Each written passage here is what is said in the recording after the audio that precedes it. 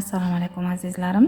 Men orzular xaritasini bundan ro'ppa rosa 6 yil oldin bajarganman va mana shu kungacha erishganlarim hammasi o'sha aynan men orzu qilgan hayot, o'zim orzu qilgan hayotni tortib olganman va yana orzular xaritasi tuzyapman. Buni siz bilan bo'lishib boraman inshaalloh. Aynan orzular xaritasida men kiritganlarim ichida erishganlarim retreat, nechtalab o'zimni retreatlarimni amalga oshirganman, kurslarimni, mualliflik kurslarimni ochganman. O'zim xohlagan hayotga kirib kelganman, munosabatlarda ajoyib o'zgarishlar bo'lgan. Farzandim bo'lgan.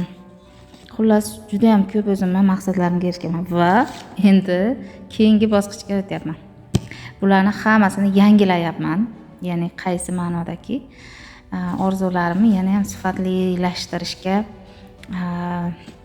niyat qildim va shu orqali aynan orzular xaritasiga buni kiritmoqchiman.